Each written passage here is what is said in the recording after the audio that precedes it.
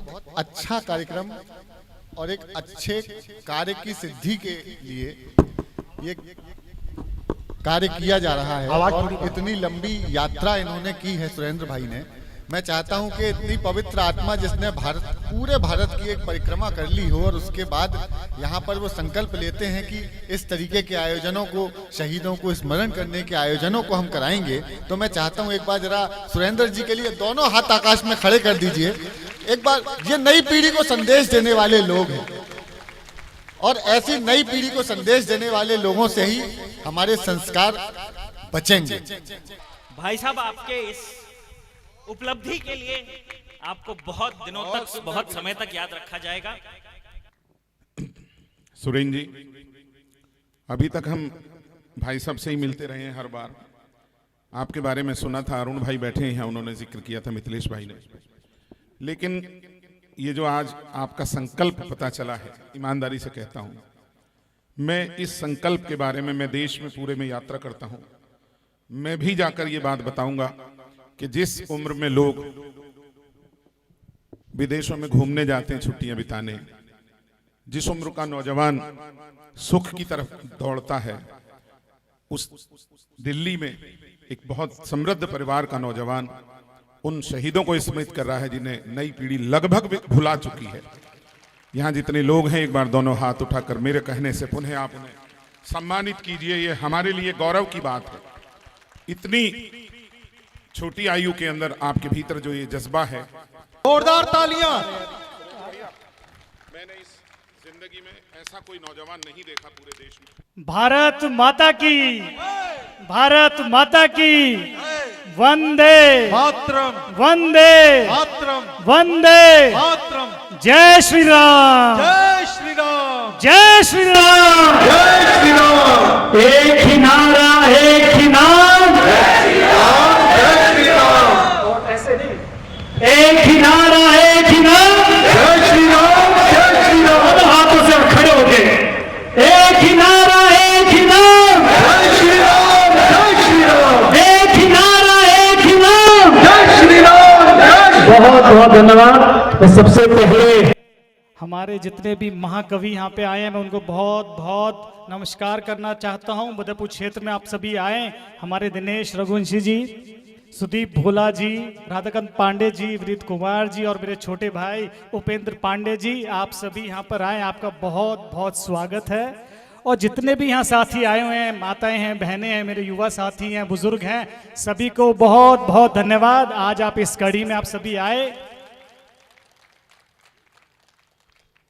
आज 23 मार्च, मैं सबसे पहले श्रद्धांजलि देना चाहता हूं शहीद आजम भगत सिंह, राजगुरु और सुखदेव जी को, जिन्होंने अपना सब कुछ न्यौछावर कर दिया इस देश के लिए।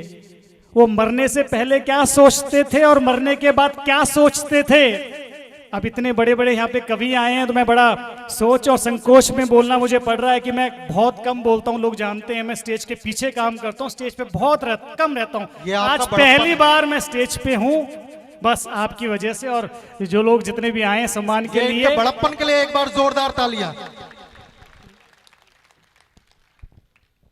दिल से निकलेगी ना मरकर वतन की उल्फत, मेरे मिट्टी से भी खुशबू वतन आएगी। वो जाने से पहले भी देश के लिए सोचते थे और जाने के बाद भी, जब मैं जाऊं, ये शहीद ये सोचते जब हम जाएं इस देश को छोड़कर, तो मेरी मिट्टी से भी जो खुशबू आए वो वतन की खुशबू आए, ये सोचती उन शहीदों की। और मुझे गर्व है अपने आप पर, मुझे घमंड नहीं है, मुझे गर्व है कि मैंने उन शहीदों का पूरे देश में जाके 25,000 किलोमीटर, 29 राज्य की पूरा देश और लगभग 3 महीने 95 दिन मैंने उन शहीदों का गुणगान करा। मुझे लगता है कि कहीं ना कहीं उन शहीदों का मेरे ऊपर आशीर्वाद था। इतनी बड़ी ऐतिहासिक यात्रा, मैं आपसे कहना चाहता हूं कि मुझे नहीं पता 95 दिन किस तरीके से पूरे हुए। मुझे एक दिन यात्रा में ऐसा नहीं लगा कि मुझे पीछे मुड़ के देखना चाहिए। वो सब आपका प्यार था। जो लोग, जो मेरे साथी यहाँ पे आए हुए हैं, मैं उनको बहुत बहुत धन्यवाद करना चाहता हूँ, जो मेरे साथ थे। और जो लोग फेसबुक से और वैसे मुझे साथ दे रहे थे, उनका भी बहुत बहुत धन्यवाद मैं करना चाहता हूँ।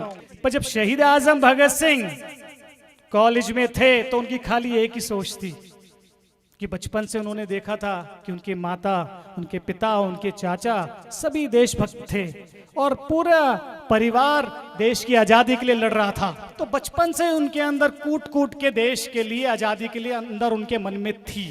जब वो कॉलेज में पहुंचे तो 2 लाइन में उनके लिए समर्पित करना चाहता हूं, क्योंकि आज माहौल ऐसा है। मैं भी 2 पंक्ति कहना चाहता हूं। स्वागत है। कि इस कदर वाकिफ है मेरी कलम मेरे जज्बातों से, इस कदर वाकिफ है मेरी कलम मेरे जज्बातों से, इश्क लिखना चाहूं तो इनकलाब लिखा जाता है। वाह वाह, ये सोच थी उनकी शहीदों की उस समय की, बताइए आप। क्या बात। हम तो उनके जिंदगी भर उनका ऋण नहीं चुका सकते, उनका कर्ज नहीं चुका सकते, खाली उनका नाम ले लेते हैं। उनको 23 मार्च पे और जब भी शहीदी दिवस आता है उनको हम याद कर लेते हैं, पर जो हमें वो देके गए हैं जिंदगी भर, हम और हमारी पीढ़ी कभी भी उनको, बहुत बहुत धन्यवाद, कभी भी उनका ऋण नहीं चुका पाएंगे। जोरदार तालियां। मैंने इस जिंदगी में ऐसा कोई नौजवान नहीं देखा पूरे देश में। मैंने अपनी जिंदगी में कोई भी नौजवान ऐसे देशभक्ति वाले जज्बात लिए नहीं देखा। मैं यहाँ उपस्थित तमाम लोगों से माँ सरस्वती का साधक हूँ। पिछले 40 वर्षों से अनवरत यात्रा कर रहा हूँ, लेकिन इतनी सुरेंद्र जी आपकी उम्र नहीं है, लेकिन मैं अपनी इस उम्र में आज तक किसी भी ऐसे ऊर्जावान नौजवान से पहली बार ऐसे मिल रहा हूँ। और मुझे फक्र है कि आप मेरे अपने पास बिल्कुल आसपास है। दोनों हाथ उठाकर ऐसी तालियां दीजिए कि इनको बहुत बहुत ईश्वर बहुत कुछ दे। बहुत बहुत शुभकामनाएं। बहुत बहुत धन्यवाद भाई साहब। बात शहीद आजम भगत सिंह की हो रही है। सही बात। मैं एक बात और बताना चाहता हूं दिनेश जी, जब उनको फांसी की सजा हो गई तो अंग्रेजों ने पूरा दबाव डाला, किसी तरीके से ये माफी मांग ले, किसी तरीके से माफी मांग ले, जिससे कि जो उनकी पूरी क्रांति थी, जो उनकी सोच थी, उनकी खाली एक ही सोच थी कि हम जाके फांसी के फंदे पे झूलेंगे। जो उस समय क्या हुआ था, क्रांति बड़ी धीमी पड़ गई थी। उन्होंने ये स्टेप उठाया कि अपने आप को आहुति देंगे तो कहीं ना कहीं क्रांति आएगी, और क्रांति आई भी। जब उनको पूरा अंग्रेजों ने कोशिश करी कि आप माफी मांग लीजिए, तो उन्होंने 2 लाइन, अभी समय ऐसा, माहौल ऐसा, तो चीजें याद आती आ रही हैं शहीदों की। तो भगत सिंह जी ने क्या बोला अंग्रेजों से, नहीं, वक्त आने दे बता देंगे तुझे ए आसमां, हम अभी से क्या बताएं क्या हमारे दिल में है, सरफरोशी की तमन्ना अब हमारे दिल में है, देखना है जोर कितना बाजुए कातिल में है। उन्होंने बता दिया था अंग्रेजों को कि मेरे जाने के बाद कम से कम 15 साल लगेंगे आजादी के लिए, पर उस समय पूरे हिंदुस्तान पे नहीं, पूरे विश्व पे उनका राज चलता था अंग्रेजों का। वो 23 साल का नौजवान उससे डर गए। 123 दिन भूखे रहे, भूख हड़ताल करी। आप सोचिए ना, एक दिन हमारा फास्ट होता है, शाम को इंतजार करते हैं हम कि किसी तरीके से जल्दी से फास्ट खुले और खाना खाएं। आप सोचिए ना, 123 दिन, आप सोच के मतलब रोंगटे खड़े हो जाते हैं। तो ये यात्रा तो उनके सामने बहुत छोटी थी जो मैंने यात्रा करी उन शहीदों के लिए। उन्होंने तो सब कुछ दे दिया हमें, इतना बड़ा। जब मैं उनकी किताबें पढ़ना स्टार्ट करी तो एक अंदर से एक प्यार था उनके लिए कि हाँ कुछ ना कुछ इनके लिए ज़रूर करना है। और मैं आपको बता सकता हूँ कि लोग तीर्थों पे जाते हैं, मैंने इस यात्रा के माध्यम से मुझे लगता है कि मैंने सारे तीर्थ पूरे कर लिए। वाह। जब मैं 95 दिन गया, मुझे कहीं भी एक दिन, मैं आपको ही बता सकूं, जो साथियां बहुत सारे हैं जो यात्रा में थे, ना कोई बीमार पड़ा, किसी को बुखार भी नहीं हुआ। जिस गाड़ी से हम थे उस रथ को पंचर भी नहीं हुआ। क्या बात। कहीं ना कहीं उन शहीदों की पूरी, इन शहीदों की कहीं ना कहीं हम पे नजर थी। और मैं यात्रा से पहले मैं बताना चाहता हूँ, बॉबी यहाँ बैठा हुआ है, जब यात्रा से पहले हम शुरुआत करी, 3 महीने हमने स्टार्ट करा। 3 महीने में जैसे आया यात्रा से, कोई 20 दिन पहले मेरे बैकबोन में बहुत ज़्यादा दिक्कत हो गई।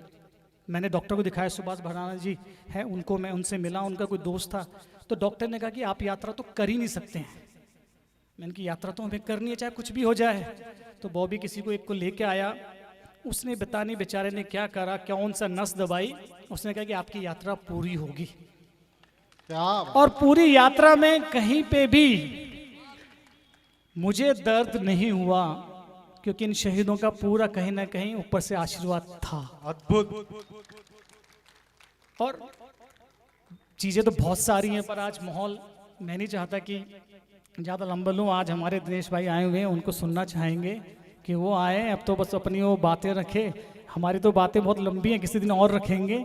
और तमाम जितने यहाँ पे साथी आए उनका बहुत बहुत धन्यवाद। एक बार फिर आपको बहुत बहुत धन्यवाद करना चाहता हूँ। और सारे जो कवि यहाँ पे आए उनका बहुत बहुत धन्यवाद, क्षेत्र में आए। और आपसे भी बहुत कुछ हमें सीखना है। मैं तो चाहूँगा कि आप सानिध्य में रह के हमें भी कुछ 2 पल के लिए हमें भी ज़रूर कुछ ना कुछ आप सिखा के जाना। जय हिंद, जय भारत।